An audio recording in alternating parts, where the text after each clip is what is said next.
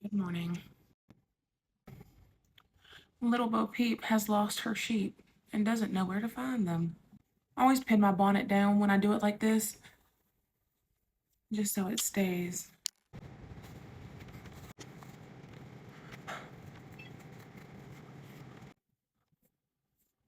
Okay, I might have spoke too soon. Maybe I'm just jealous about the beach house in Myrtle. Because I only see those two accounts, and then I'll show you what I see. Okay, this guy. Whenever it's Dylan, he always puts his state in his name for some reason. But yeah, it went okay last night. He's home alone, and I think he really wants more intimacy with me over the phone. But I'm celibate. Fun fact about me: it's been 4 years. To put it lightly, my dad passed away. A month after he died, I realized I'd had really unsatisfying sex. I never finished, and I never enjoyed it, and I didn't understand the fun in it. So I said, hey, I'm just not gonna do this again until I make $1 million. I don't know why I said that. I do know why I said that. I don't know why. My family and I never discussed money. When I finished college and moved away, as I was walking out the door and saying my goodbyes to my dad, because he was very sickly, he just looked at me in the eyes and said, make $1 million. And I said, I will. I didn't mean that when I said that, I was just capping, honey. But I said, I will. And, I think I'm pretty accomplished enough to say if I get married, I could probably hit $1 million in my lifetime. I'm gonna start by moisturizing my face with my coconut oil. Of course, purchase my coconut oil. I mean, it's good for moisturizing your skin, or if your hair's dry, buy this coconut. It's so big, it's 54 fluid ounces. It's for 20 bucks. Just buy it, I promise, it's life-changing. Here. Y'all, I worked at a clinic one time in my hometown, and not traveling right now, I keep thinking about that place because I really kind of regret how I left. I would just walk out, y'all. These people would call my phone to ask me if I wanted an add-on, and if I said no, they would ignore me and still put the add-on on. What does that feel like to you? Why do you call the phone and ask me? And if I say no, and I don't always say no, I'm a say yes kind of girl. I understand that facilities must make money, but when I do, once a month,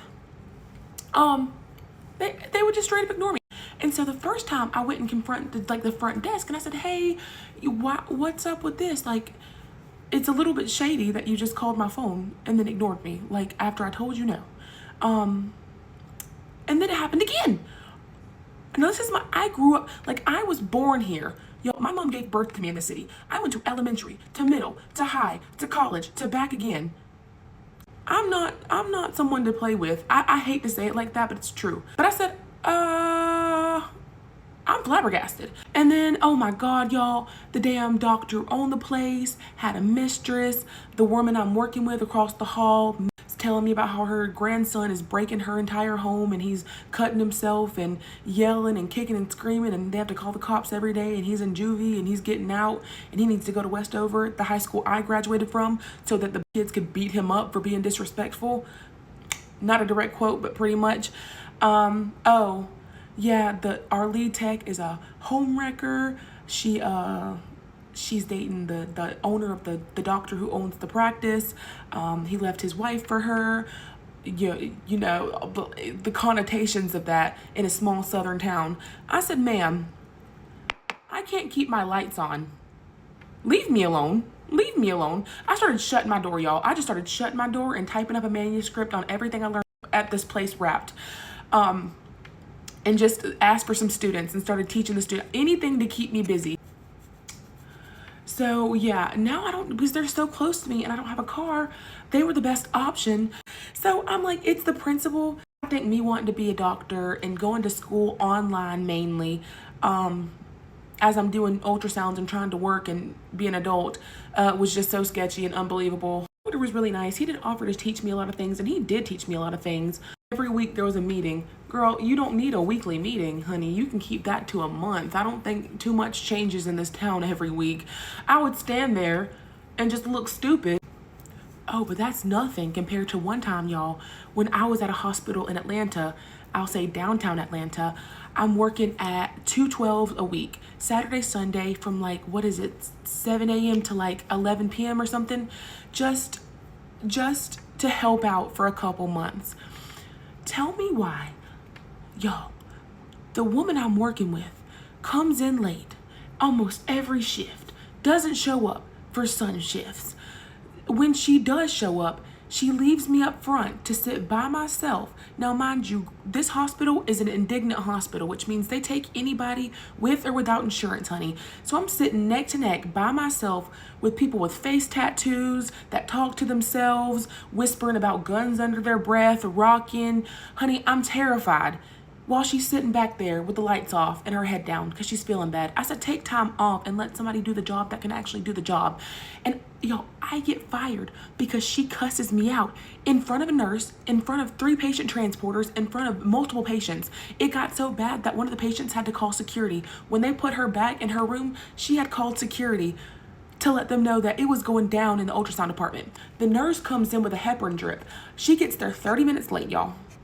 Okay. And I had already ordered 4 patients to come down. So she's sitting in the back, and after she cusses me out the first time, she hears the bed. It's like beeping because the patient had a heparin drip. So he had to like have his whole setup come down and the nurse with him. But it was her patient because I'd scanned a patient. She scanned a patient even though she was acting like she didn't want to. And then it was my patient, and then this 4th patient would be hers. Now, mind you, she's been here for an hour and a half. I think it's fair enough to say if you're not going portable, this would be your patient, you know? 6, 7, you can say like, I didn't order it all day long, but it's here and you're getting paid to be here, and this is the patient in rotation that would be yours.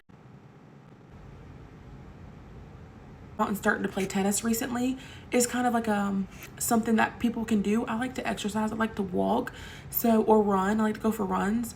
I'm thinking about maybe like starting a running club here at the campus, or like a walking club where we meet like once a week and go for walks. Like we'll do 10 miles or something.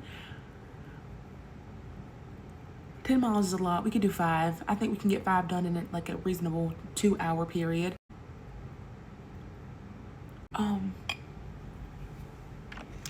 Yeah, y'all, I'm just shocked. I'm just flabbergasted at some of the experiences. But I'm not a perfect traveler. You know, I've taken assignments where I've made mistakes, and I've missed things, and I've probably said things to, you know, people who think, that's a little weird. That's awkward. Yeah. Healthcare in general is a mess.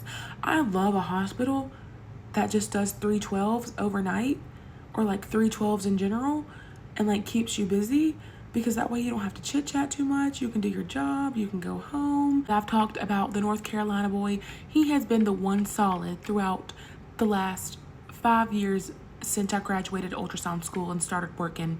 I mean, and like 4 years since I started traveling. No matter what goes wrong, I still have him, and that like keeps me sane. So he's just a normal guy. He lives with his parents, so he has to follow some strict rules. He doesn't have a degree. He works like a normal job at a grocery store. He's just the most average man in America. I'm just really an overachiever, so sometimes I get ahead of myself, but he's a really good guy. Like, the guy I really want to marry. It's just so stressful. I've never, my uncle Dale was the VP of Georgia Power for a very long time. So I'm not like opposed to money. I'm not affluent, but that's my uncle. So it's not direct family. So it's like trickle down wealth, So I have trickle down wealth. But for his grandma to actually have like a beach house, and his parents to both own a house, like, that's real wealth. My beach house is a huge, that's a big thing. I run 10 miles a day. I play tennis. But I work my ass off, honey. Thanks for listening to my stories as a travel ultrasound tech pre-med student who doesn't have a house. These things are not very what do you call that? Consecutive, congruent. They don't really go together very well. But I'm doing it. I'm doing the work. I'm one of the first. There's a very, very small percentage of ultrasound techs who make it into medical school and graduate. So That's thrilling. It's something that motivates me, something that drives me. A little fun fact, a little tidbit. I'd actually like to be a surgeon, and if I can't be a surgeon, I'd like to be a radiologist. I recently have had this finger lock up a lot on me. I don't. Maybe it's just stress. Oh, I can feel it right now. It hurts. Maybe it's just stress, but like it's making me nervous. I'm like, what if this is like a permanent disability and it's gonna lock up forever? And when I'm doing surgeries, oh my God, like I'm MCATs are in like a year and a half. Ah! Oh, I realized I had gotten a little off topic. Back to the stories.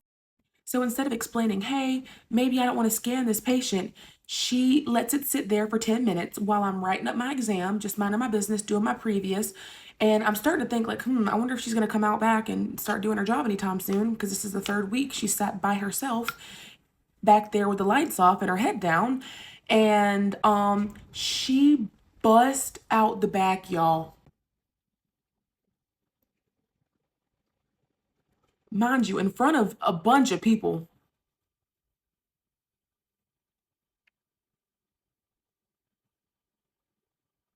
She bust out the back. Why didn't you tell me a patient was here? I said, why are you not sitting beside me? I don't have to. I said, then why are there two chairs?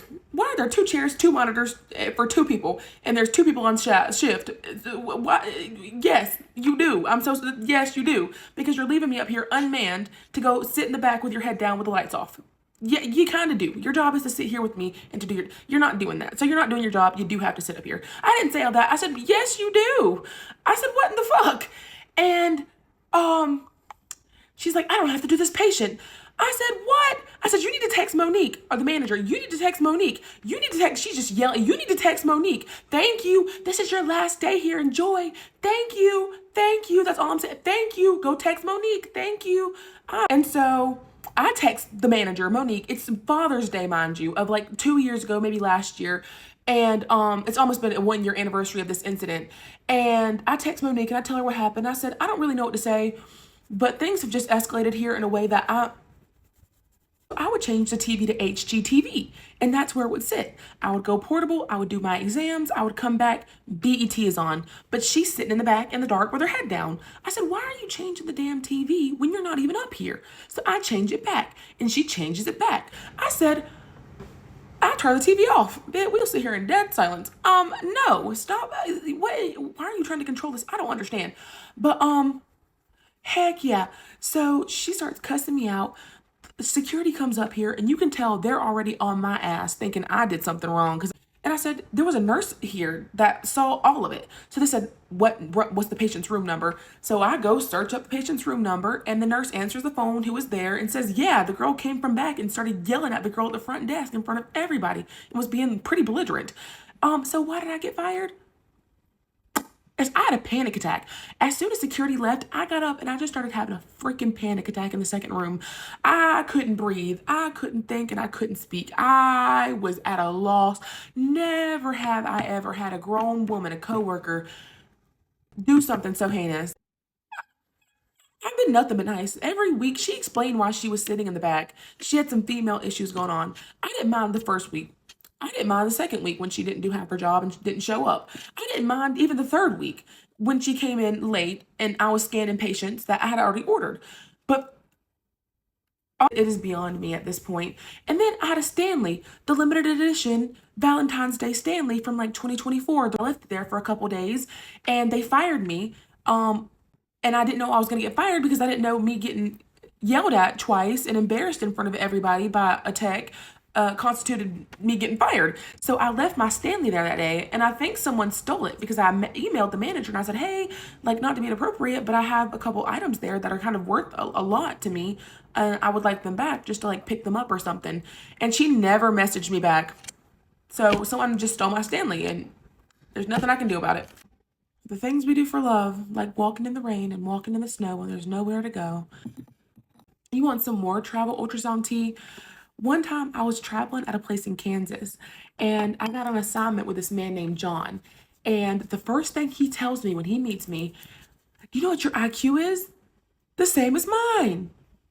I'm a 25-year-old woman. You're like 60 years old and a tenured professor who lost his tenure right before he was supposed to like get his benefits and retire. I said, we do not have the same IQ, baby. I don't know what to tell you, but I just don't find that plausible. And it turns out he told the other new girl who just came in that same thing as well. So that's like a speech he gives everyone, I guess a motivational pep talk. And anyways, so he tells me he's not working any holidays. And I don't mind that, really. I don't even realize it until the PRN tech that works there says, hey, did you realize you're working Thanksgiving and Christmas? There's 2 travelers, so technically he should be working one, you should be working one. And I said, yeah, that's true. And so I addressed it and I said, hey, John, what's up with the cookie dough? And he tells me, oh, he has plans for Thanksgiving, so he's not gonna be taking any call on Thanksgiving. I'm leaving. I packed my shit and I left. He was a little entitled because he had more registries than me and more time under his belt. I'm living in a motel in the middle of nowhere, Kansas. It smells like cow shit every day because there's feeding farms surrounding the entire vicinity. The sass, the drama, and the chaos of ultrasound, you would not believe. Goodness gracious.